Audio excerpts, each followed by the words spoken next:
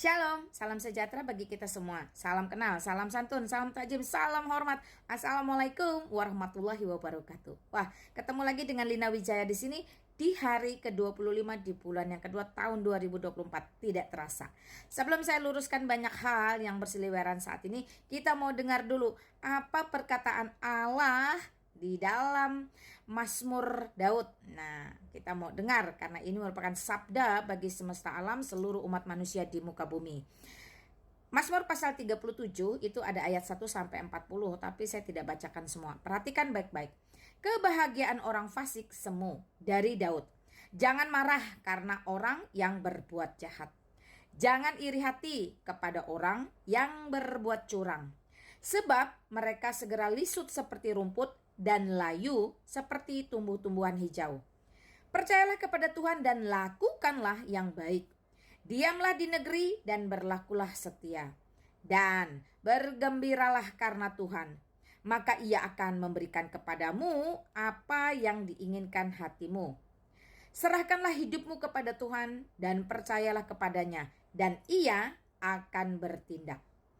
Ia akan memunculkan kebenaranmu seperti terang dan hakmu seperti siang. Berdiam dirilah di hadapan Tuhan dan nantikanlah Dia. Jangan marah karena orang yang berhasil dalam hidupnya, karena orang yang melakukan tipu daya. Ayat ke-8, berhentilah marah dan tinggalkanlah panas hati itu. Jangan marah, itu hanya membawa kepada kejahatan. Sebab orang-orang yang berbuat jahat akan dilenyapkan.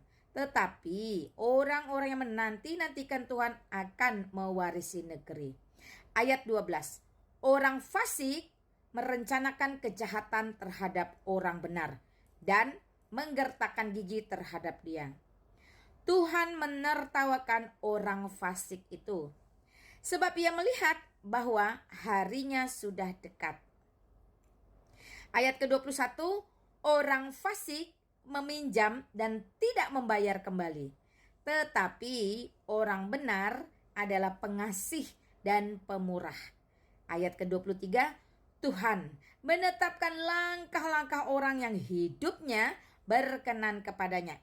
Apabila ia jatuh, tidak akan sampai tergeletak, sebab Tuhan menopang tangannya. Ayat 25 perhatikan. Dahulu aku muda, ini Daud yang berkata ya.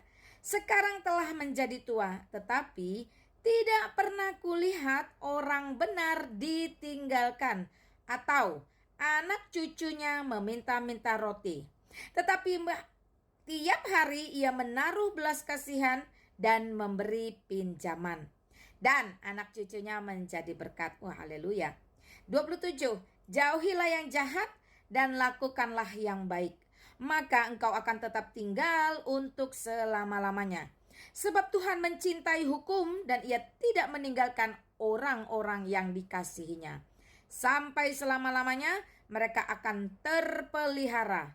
Tetapi anak cucu orang-orang fasik akan dilenyapkan. 30. Mulut orang benar mengucapkan hikmat dan lidahnya mengatakan hukum.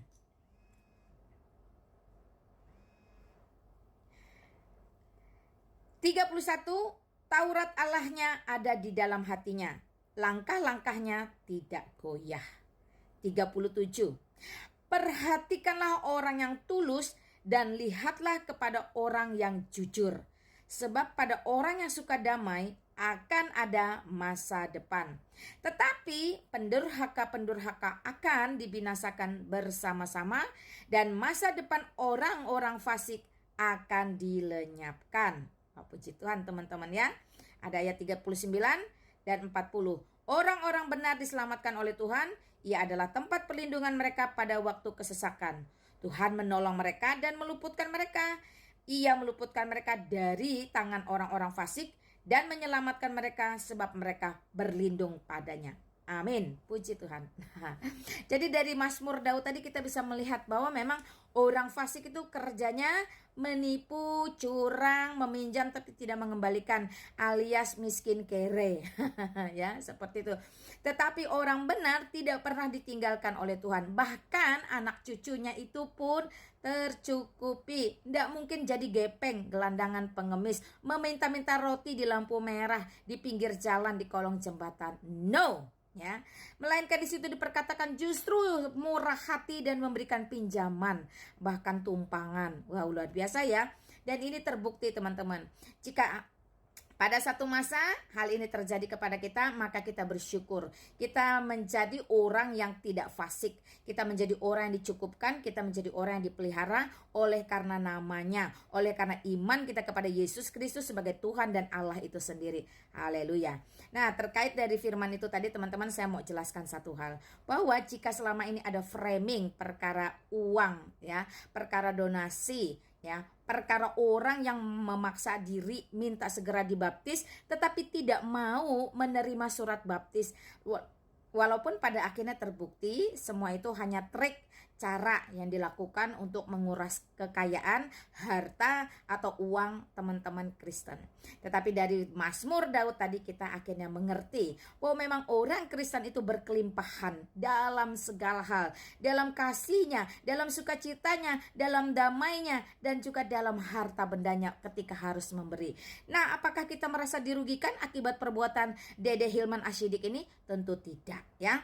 Begitu banyak jiwa-jiwa yang masih bersiap siaga untuk dituai. Karena biar bagaimanapun firman Tuhan harus tetap diberitakan, Injil tetap harus dikumandangkan. Karena pada akhirnya semua lidah akan mengaku bahwa Yesus Kristus adalah Allah, dan semua lutut akan bertekuk untuk menyembah bahwa Dia adalah Sang Juru Selamat itu sendiri. Terima kasih teman-teman yang selama ini terus mendukung pelayanan para apologet yang bukan hanya sekedar lip service, tetapi turun ke lapangan, berhujan, berpanas, mengeluarkan waktu, meninggalkan keluarga, bahkan rela dengan biaya yang tidak sedikit untuk tetap terus menjangkau jiwa-jiwa. Nah, bagi kalian yang belum berkontribusi sama sekali, mari dukung pelayanan ini, bukan menjadi nyinyir. Apalagi kalian yang tidak pernah merasa memberikan sumbangsih dalam bentuk waktu kah, tenaga kah, pikiran kah, ya, pengajaran kah, apalagi dana dan sebagainya. Jangan mengeluarkan komentar jikalau tidak pernah berkontribusi sedikit pun. Lebih baik duduk diam tenang, menonton, menyaksikan, kemudian berdoa. Sehingga Kristus sumber segala kebenaran, sumber segala kehidupan, sumber segala kebajikan, hikmat bijaksana, taufik hidayah, merahmati kamu dengan hal-hal yang jauh lebih berguna. Wah, puji Tuhan teman-teman ya.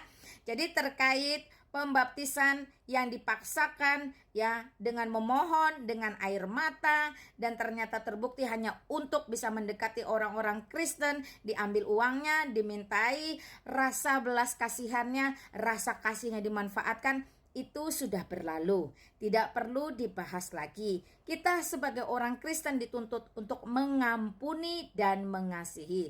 Jadi kembali lagi ya teman-teman, don't worry, be happy. Kecuali jikalau oknum ini bermasalah dan masih terus-terusan berusaha mengadu domba, bahkan meresahkan masyarakat, maka tidak menutup kemungkinan untuk dilaporkan secara resmi ke ranah hukum. Karena itu saya himbau untuk menghentikan framing, menghentikan fitnah, menghentikan adu domba. Biar bagaimanapun negara kesatuan Republik Indonesia ini adalah harga mati. Jadi tidak boleh diprovokasi oleh oknum seperti ini hanya karena materi. Ingin Kristen karena dikejar utang, butuh pembayaran. Lalu keluar dari Kristen, menghinakan, mengadu domba, menjelekkan, masuk menjadi Islam. Lalu mulai berkata yang tidak-tidak. Waktu menjadi Kristen menjelekkan orang Islam. Waktu menjadi Islam menjelekkan orang Kristen. Itu adalah perbuatan yang tercela. Tidak menunjukkan bahwa dia adalah insan Indonesia yang Pancasilais. Ya, perhatikan ya teman-teman, ini menjadi pembelajaran dua sisi supaya kita ke depan lebih banyak lebih banyak memperhatikan sesama kita, lebih banyak mengasihi, lebih banyak mengampuni. Dan bagi kamu-kamu yang sungguh-sungguh ingin belajar akan keimanan apapun itu, maka jujur dan rendah hatilah. Kiranya Kristus sumber segala kehidupan mengasihi, mengampuni, merahmati, dan memberkati kita semua. Saya Lina Wijaya, Salam santun, salam hormat, shalom bagi kita semuanya. Thank you.